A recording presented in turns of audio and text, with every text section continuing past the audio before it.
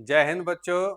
मैं चंदन कुमार शर्मा एक बार फिर से जिला शिक्षा विभाग गोपालगंज के इस ऑनलाइन प्लेटफॉर्म में आपका स्वागत करता हूं। जैसा कि हम लोगों ने पहले क्लासेस में इतिहास के जो चैप्टर 1 है उसको हम लोगों ने कर लिया था। इसका नाम था यूरोप में राष्ट्रवाद। और मैंने ये बताया था कि आपको जिसमें जितने भी वीवीआई क्वेश्चंस मैंने लगवाए थे, जो कि वस्तुनिष्ठ प्रश्न एमसीक्यू क्वेश्चंस के लिए इम्पोर्टेंट थे, उसको आपको याद करना था और एक्स्ट्रा में लिखना था, नोट्स बनाना था। और वो समय भी आ गया है। जैसा कि हम लोगों ने कहा था कि जैसे चैप्टर समाप्त होगा तो हम लोग जो विगत वर्षों में जो क्वेश्चन पूछे गए हैं और जो महत्वपूर्ण क्वेश्चंस है उन सभी को हम लोग करने वाले हैं। और इतने इम्पोर्टेंट क्वेश्चंस हैं जो हर बार एग्जामिनेशन में आने के लिए क्षमता रखते हैं और आते भी हैं। इस पे हम लोगों ने ये भी ध्यान रखा है कि उसको कौन से ईयर में आया है इसको भी लिखने का प्रयास किया है। तो बिना किसी देरी के हम लोग शुरू करेंगे पहले क्वेश्चन से। पहला क्वेश्चन भी यहाँ देख सकते हैं कि इटली एवं जर्मनी, ठीक है, यही तो है, दो वर्ड है जो इस पूरे चैप्टर की जान थी। इटली एवं जर्मनी वर्तमान में किस महादेश, किस कॉन्टिनेंट के अंतर्गत आते हैं? हम लोग का जो पहला जो क्लास शुरू हुआ था, पहला चैप्टर का क्लास जो शुरू हुआ था, उसमें हम लोग इसके बारे में पहले चर्चा किए थे कि जो इटली और जर्मनी है ये दो देश हैं जिसका एकीकरण हुआ था, वह क्या उत्तरी अमेरिका में है? आपको भी ध्यान रखना है कि मेरे आंसर बताने से पहले आपको मन में सोच लेना है या कॉपी में भी लिखना है कि इसका आंसर ये होगा, और फिर उसको आप मिला लेंगे। ठीक है, इससे आपका भी जो पढ़े हैं उसका जांच हो जाएगा और एक तरह का टेस्ट भी हो जाएगा। क्या वह दक्षिण अमेरिका है, क्या यह यूरोप में है, या वो पश्चिमी एशिया में है? तो इसका सही जवाब क्या होगा? ये होगा यूरोप में। जर्मनी और इटली दोनों कहाँ है? यूरोपीय महादेश में है। उम्मीद है कि आपको चीजें समझ में आ रही होंगी और ऐसे ही एग्जाम में सवाल आते हैं। चैप्टर हम लोग चाहे किसी तरीके से पढ़ें, एग्जाम के लिए जो सवाल है वो आपको ऐसे ही देखने को मिलेंगे। बहुत ही वास्ट नहीं होते हैं, बहुत ही कठिन नहीं होते हैं। चलते हैं दूसरे क्वेश्चन की तरफ।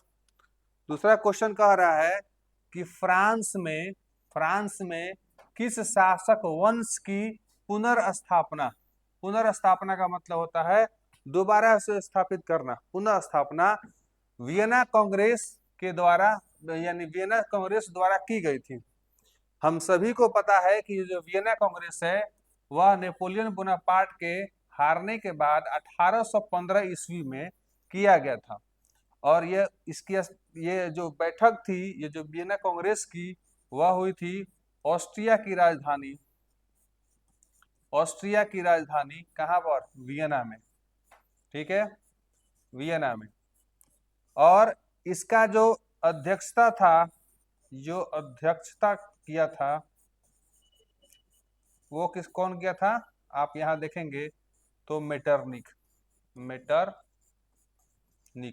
और यही मेटरनिक ऑस्ट्रिया का चांसलर भी था। तो यही पूछा गया है कि वियना कांग्रेस जो हुआ था उसके बाद किस वंश को पुनः स्थापित किया गया था फ्रांस में? तो आप देखेंगे क्या वो हेम्सवर्ग था वंश, या आर्लियंस वंश था, क्या वह बुर्बो वंश था, या वह क्या जारशाही वंश था? तो इसका सही जवाब होगा ऑप्शन नंबर सी, बुर्बो वंश था। हाँ, ये अलग बात है कि फिर से 1830 ईस्वी में हैप्स है असल में, हैप्सबर्ग वंश का फिर से पुनर्स्थापना किया गया, जिसके बाद वह लुई फिलिप्स के राजा बने थे। लेकिन फिलहाल वियना कांग्रेस के बाद बुर्बो राजवंश का पुनर्स्थापित किया गया था। क्वेश्चंस के अलावा जो डिस्कशन है इसका वो भी इम्पोर्टेंट है, जो आपके जो चैप्टर्स हैं उसको रिवीजन करने में बहुत ही मददगार साबित होंगे। ठीक है, रिवीजन करने में बहुत ही मददगार साबित होंगे। वैसे भी जो सामाजिक विज्ञान है वह रिवीजन पर ही टिका होता है। अगर आप रिवाइज कर रहे हैं तो अच्छी बात है, आपका क्वेश्चन नहीं छूटेगा, अन्यथा आपका जो पढ़ा हुआ है सब बेकार हो जाएगा। खैर, आगे बढ़ते हैं तीसरे क्वेश्चन की तरफ। तीसरा क्वेश्चन कह रहा है कि किसने अपनी कूटनीति, कूटनीति का मतलब हम लोग पहले भी जानते हैं, कि एक ऐसी नीति, राजनीति का ऐसा तरीका जिसमें अपना जो शरीर है वह नहीं धरा। जैसे कहने का मतलब है कि सांप भी मर जाए और लाठी भी नहीं टूटे, अपने पर दोष भी नहीं आए और अपना काम भी हो जाए।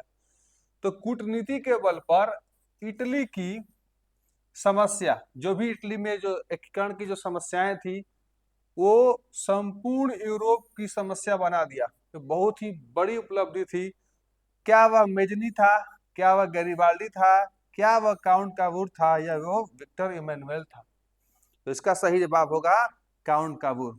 ये बहुत ही खतरनाक व्यक्ति था। इटली के एकीकरण में बहुत ही ज्यादा इसकी भूमिका थी। और काउंट कावूर को ही इटली के, देखेंगे, इटली के एकीकरण का,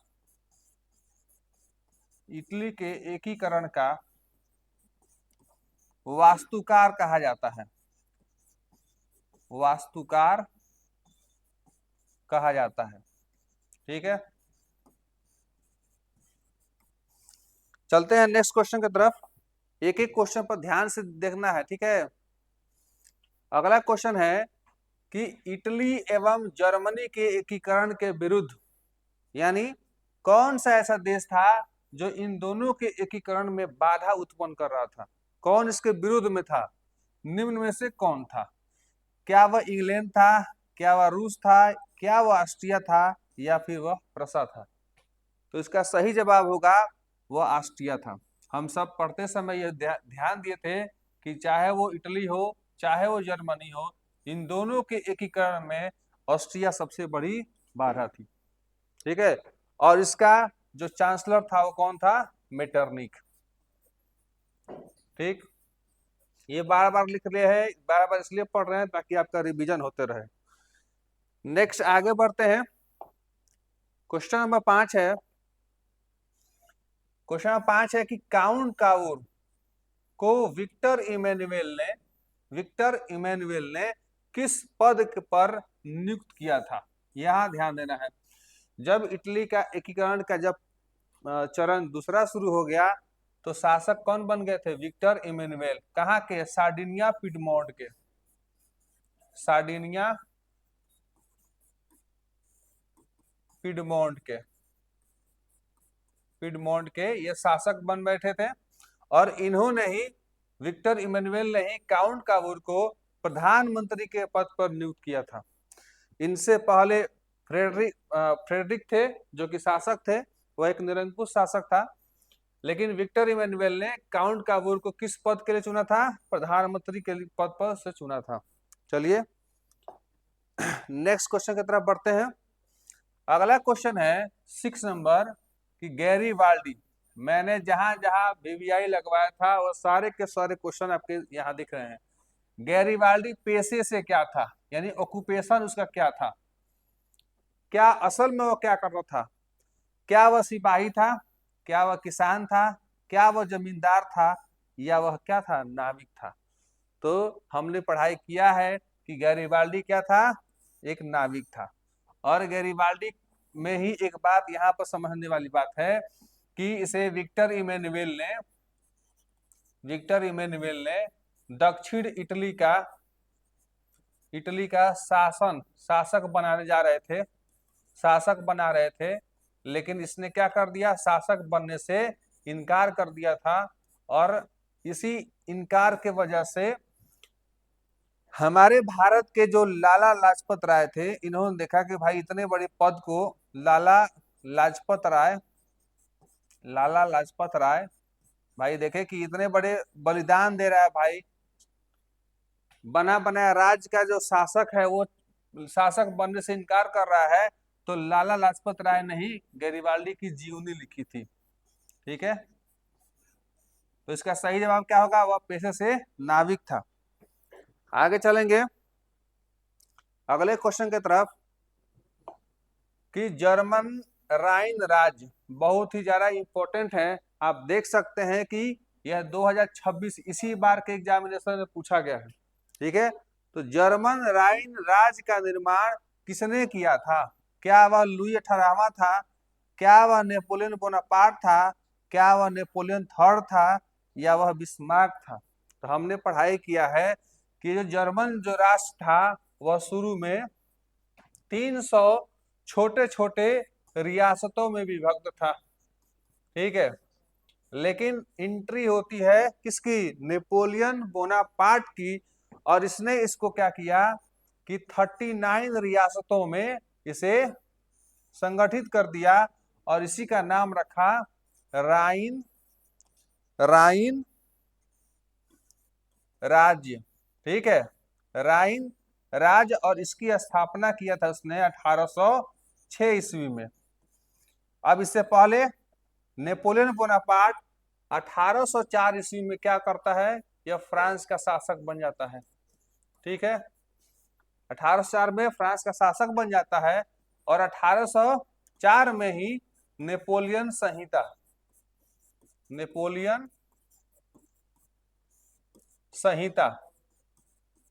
लागू करता है। तो इसका सही जवाब क्या होगा, नेपोलियन बोनापार्ट। और यहाँ कंफ्यूज नहीं होना है कि नेपोलियन थर्ड है या लुई नेपोलियन थर्ड है, और ये 1848 की क्रांति के बाद इसे शासक बनाया गया था, ये याद रहे। ये अलग है, ये लुई नेपोलियन है और ये नेपोलियन बोनापार्ट है। तो इसका सही जवाब क्या होगा, नेपोलियन बोनापार्ट ने ही जर्मन राज्य की स्थापना की थी। आगे बढ़ते हैं, आगे चलते हैं। नेक्स्ट क्वेश्चन 8 नंबर है, 7 हमने देख लिया है। हाँ, 8 नंबर प्रश्न है, 8 नंबर है कि जालवेरीन, देखो एक एक क्वेश्चन जहर है, एकदम एग्जामिनेशन के लिए एकदम जहर है, इसे याद करना जरूरी है। जालवेरीन एक संस्था थी, आप देखो 2022 में क्वेश्चन पूछा गया है।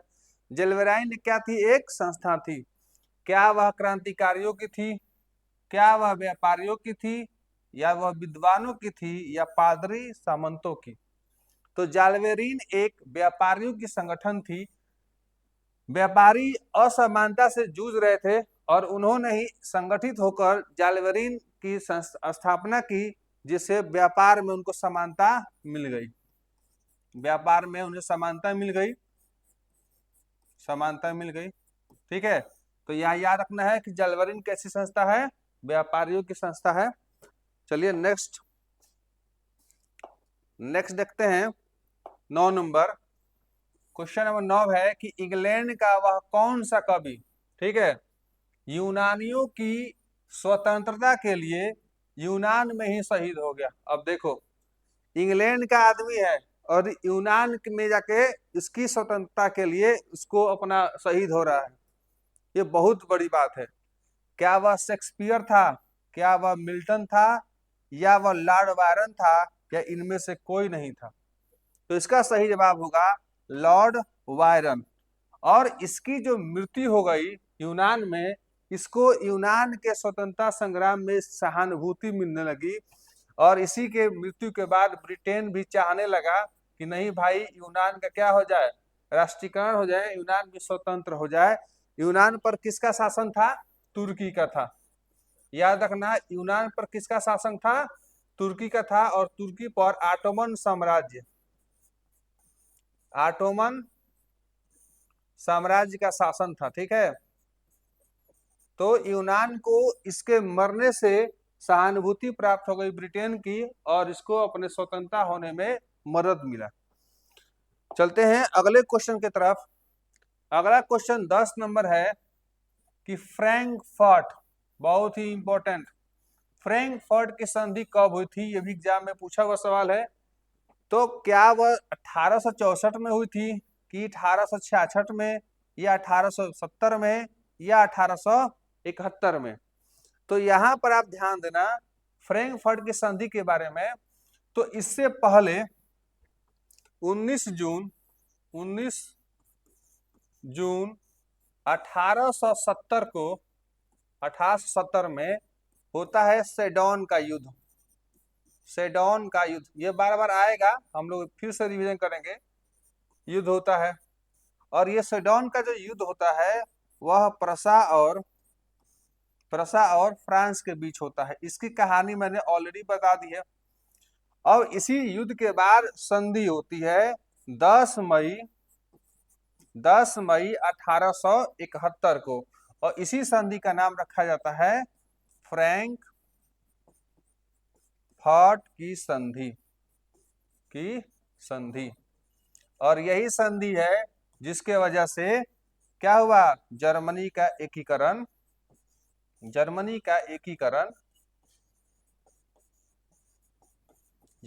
एकीकरण पूरा होता है। तो इसका सही जवाब क्या होगा, 1871। समझ में आ रहा है। इसी तरीके के सवाल आएंगे, शांति दिमाग से हमें सॉल्व कर लेना है। एक एक चैप्टर हम लोग पढ़ेंगे और एक एक चैप्टर का ऐसा ही क्वेश्चंस कर लेंगे। और बात यहाँ ध्यान रखना है, एक चीज जो आपको लघु उत्तरीय जो प्रश्न होते हैं, लघु उत्तरीय प्रश्न और दीर्घ उत्तरीय प्रश्न, इसको मैंने क्या किया है, एक पीडीएफ में बनाकर आपके पास टेलीग्राम ग्रुप्स या इसी में डिस्क्रिप्शन में लिंक दे दी जाएगी और वहां से आप इसको डाउनलोड कर पाएंगे। इसके भी खबर आपको दे दी जाएगी, सूचना दे दी जाएगी कि कब आपको ये मिल जाएगा। और अगर अभी ये हो जाता है तो हम लोग लास्ट में दिसंबर माह में जब हम लोग मैराथन क्लास लेना शुरू कर देंगे आप सभी के लिए, तो अभी क्या हो जाएगा, आपको फिर से वहां पर पढ़ाया जाएगा। फिलहाल हम लोग क्या करेंगे, चैप्टर पढ़ेंगे और एमसीक्यू क्वेश्चंस कर लेंगे, ठीक है। अगला प्रश्न है 11 नंबर कि यूरोप वासियों के लिए किस देश का साहित्य एवं ज्ञान विज्ञान प्रेरणा स्रोत रहा था। हम लोगों ने इसे अच्छे से ढंग से पढ़ा है। क्या वह जर्मनी था, क्या वह यूनान है, या तुर्की है, या फिर वह इंग्लैंड है। तो याद रखना, पूरे यूरोप के लिए यूनान का जो साहित्य और विज्ञान है वो प्रेरणा स्रोत रहा था। पूरे यूरोप में जो भी चीजें आज चलती हैं, जो भी साहित्य, जो भी ज्ञान विज्ञान है, वह किसकी देन है, यूनान की। इसलिए यूनान को यूरोप का पालना कहा जाता है, यूरोप का पालना कहा जाता है, याद रखना, ठीक है। बढ़ते हैं नेक्स्ट क्वेश्चन की तरफ। क्वेश्चन नंबर 12 है कि 1829 में कौन सी संधि, एड्रियानोपोल की संधि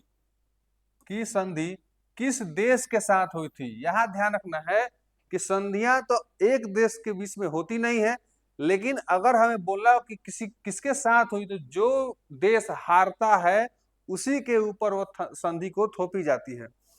तो क्या वह तुर्की के साथ हुई थी, यूनान के साथ हुई थी, या हंगरी, या फिर पोलैंड। तो यहां समझना यह है कि एक तरफ था यूनान, ठीक है, और एक तरफ था तुर्की, ठीक। यूनान के साथ में था ब्रिटेन, फ्रांस और रूस। इन चारों ने मिलकर तुर्की से युद्ध किया और तुर्की इसमें हार गया, और इसका मात्र एक देश था जो मित्र था, वह था मिस्र। तो यह लोग क्या हो गए, विन हो गए, जीत गए। और ये जो जीत गए तो तुर्की के साथ एड्रियानोपोल की संधि हो गई और 1832 में अंततः यूनान को आजादी मिल गई। तो इसलिए इसका सही जवाब क्या होगा, तुर्की के साथ किया गया था ये एड्रियानोपोल की संधि। नेक्स्ट चलते हैं क्वेश्चन नंबर 13 कि निम्नलिखित में से किसने इटली को कई राज्यों में विभाजित कर दिया था। इटली के राष्ट्रवाद को तोड़ने के लिए किसने, क्या वह मेजनी था, क्या वह गैरिबाल्डी था, क्या वह काउंट काबूर था, या फिर वह क्या मेटरनिक था। तो इसका सही जवाब होगा मेटरनिक। जब 1815 में वियना कांग्रेस हो गई थी, तभी मेटरनिक ने इटली के सभी राज्यों को अलग अलग विभाजित कर दिया, जिससे कि वहां पर राष्ट्रवाद की भावनाओं को कम किया जा सके। चलते हैं नेक्स्ट क्वेश्चन की तरफ। अगला 14वां क्वेश्चन है कि इटली के एकीकरण में किसका योगदान था। देखो 2026 का ये क्वेश्चन पूछा हुआ है और ये बहुत ही इजी है। मेजनी, काउंट काबूर, गैरिबाल्डी, या इनमें से सभी। तो इसका सही जवाब क्या होगा, इनमें से सभी, क्योंकि ये तीनों लोगों ने साथ दिया था और इसके साथ साथ विक्टर इमैनुअल भी थे जिन्होंने इसका साथ दिया था, इनका साथ दिया था, ठीक। बढ़ते हैं नेक्स्ट क्वेश्चन की तरफ। क्वेश्चन नंबर 15 है कि कोसूथ कौन था। ये भी देखो 2026 का क्वेश्चन पूछा गया है इसी बार। क्या वह ब्रिटिश विद्वान था, क्या वह हंगरियन राष्ट्रवादी नेता था? क्या वह यूनान का शासक था? क्या वह फ्रांसीसी धर्म सुधारक था? तो हम लोगों ने इसकी पढ़ाई की है कि कोसूद क्या था? हंगरियन यानी हंगरी में राष्ट्रवादी नेता था। और इसी ने क्या कौन सा विचार दिया था? याद रखना, वर्गहीन, वर्गहीन समाज, समाज यानी क्लासलेस, क्लासलेस सोसाइटी, इसकी स्थापना इसने की थी, जिसके तहत ये था कि किसी भी देश में, यानी यहाँ था हंगरी का था कि भाई यहाँ पे कोई विशेष वर्ग का आधिपत्य नहीं रहेगा, इसलिए वर्गहीन समाज के विचार उसने दिया था। चलते हैं नेक्स्ट की तरफ। अगला क्वेश्चन है 16 नंबर क्वेश्चन कि किस युद्ध के बाद जर्मनी का एकीकरण पूरा हुआ? मैंने अभी डिस्कशन में बताया था, क्या वह क्रीमिया का युद्ध है, क्या वह सेडोन का युद्ध है, या वियना का युद्ध है, या फिर बर्लिन का युद्ध है? तो आप जानते हैं कि जर्मनी का जो एकीकरण है वह 1871 में 1870 में हुए सेडोन के युद्ध के द्वारा हुआ था। और एकीकरण कब पूरा हुआ था? 1871 में। तो सेडोन का युद्ध 1870 में हुआ था और इसी युद्ध के बाद जर्मनी का एकीकरण पूर्ण हुआ था। चलते हैं नेक्स्ट क्वेश्चन की तरफ। 17वां क्वेश्चन है कि नेपोलियन संहिता, इसको भी मैंने अभी बताया है, या इसी कोड कहते हैं, किस वर्ष लागू की गई थी? नेपोलियन संहिता को कब लागू की गई थी? 1799 में, 1804 में, 1815 में, या फिर 1816 में? तो इसका सही जवाब होगा 1804 में। और इसी समय वह फ्रांस का शासक भी बना था। कौन? नेपोलियन। ठीक है, तो इसका सही जवाब क्या होगा? Option number B, 1804। चलते हैं नेक्स्ट क्वेश्चन की तरफ। क्वेश्चन है 18वां, लाल कुर्ती, रेड शर्ट का गठन किसने किया था? बिस्मार्क ने किया था, मेजनी ने किया था, काउंट कावूर ने, या फिर गैरिबाल्डी ने? तो इसका सही जवाब होगा गैरिबाल्डी ने। हम लोगों ने पढ़ाई किया था कि गैरिबाल्डी ने स्वयं सेवियों के साथ मिलकर, स्वयं सेवकों के साथ मिलकर इसने एक सेना बनाई थी, और इसी सेना को राजतंत्र वाले सैनिकों से अलग करने के लिए एक कुर्ती पहनाते थे लाल रंग की, इसीलिए सेना का नाम ही क्या पड़ गया?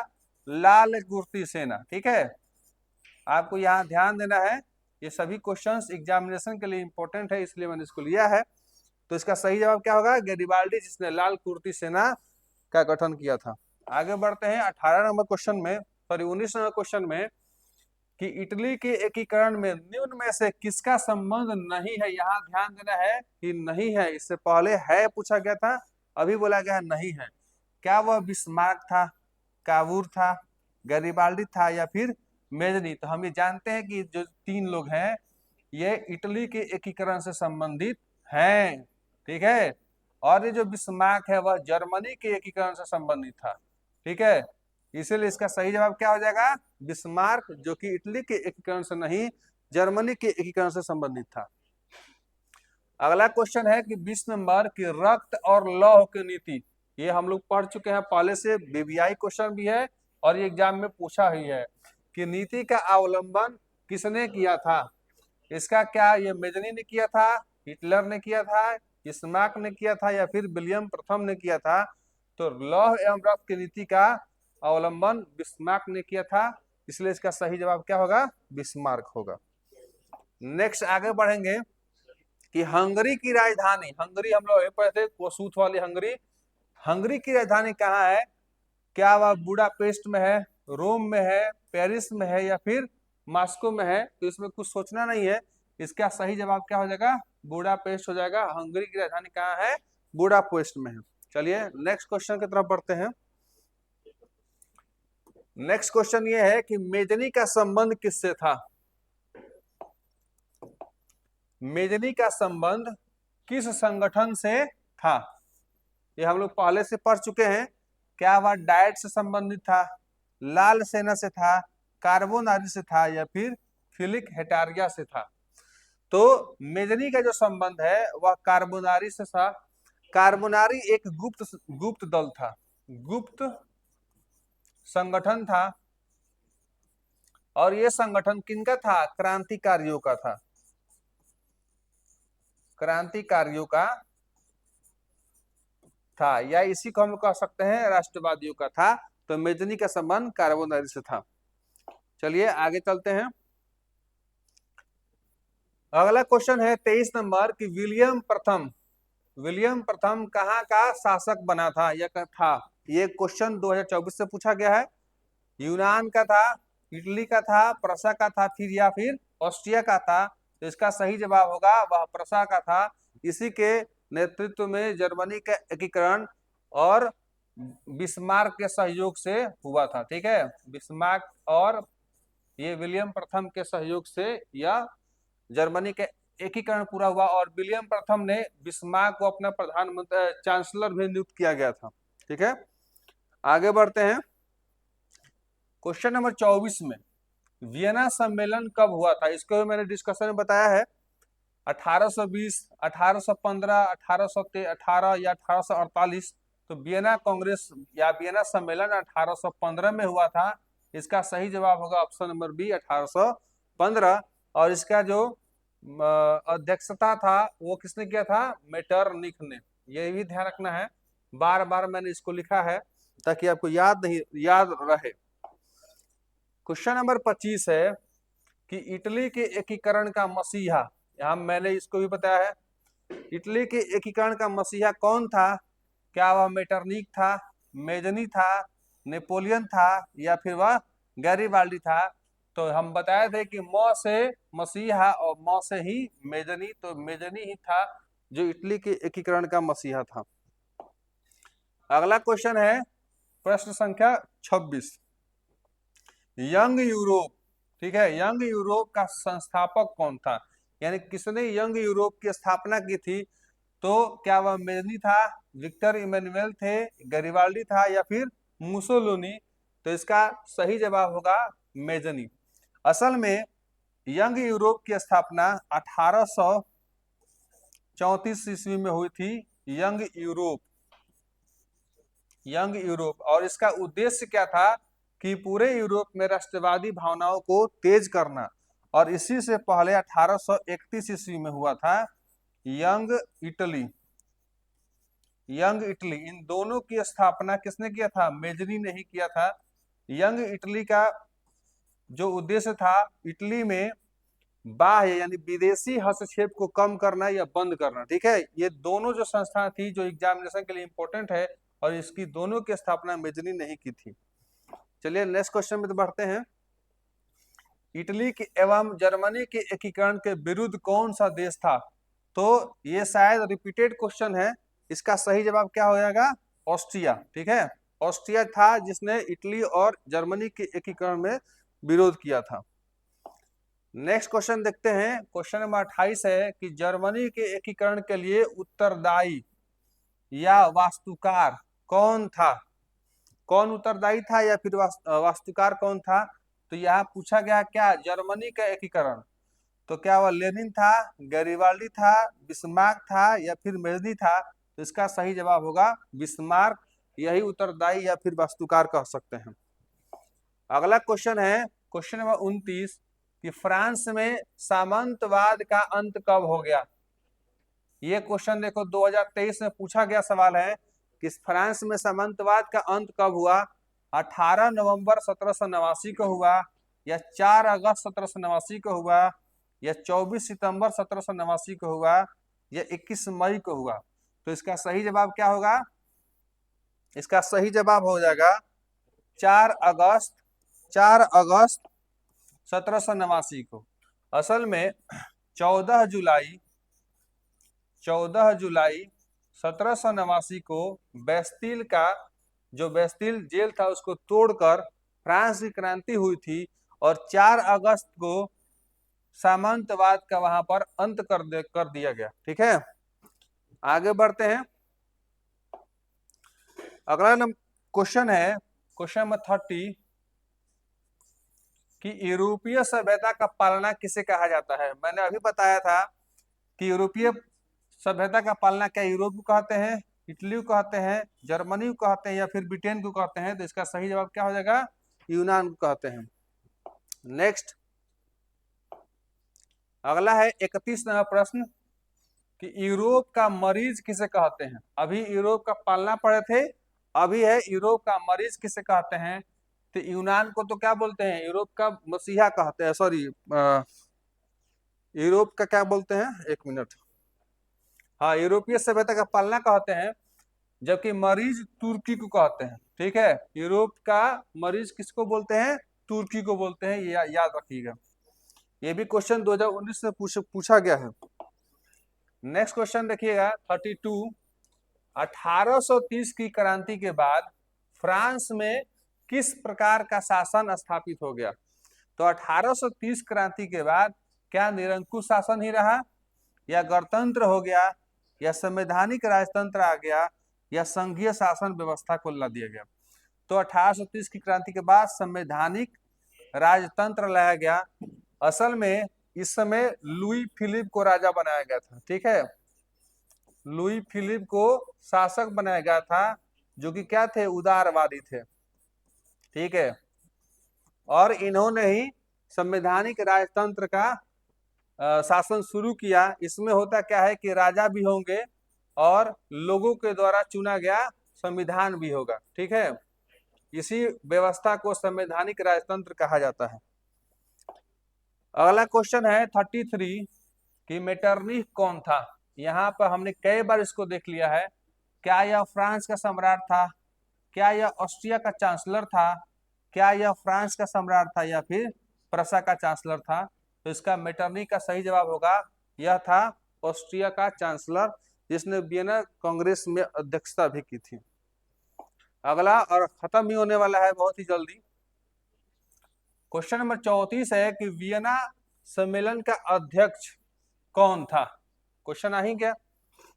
क्या वह लुई 18वां था, नेपोलियन बोनापार्ट था, कि मेटरनिख था, कि चार्ल्स एडवर्ड था? तो इसका सही जवाब आप ही जानते हैं कि मेटरनिख होगा। कई बार हमने इसको डिस्कस किया है।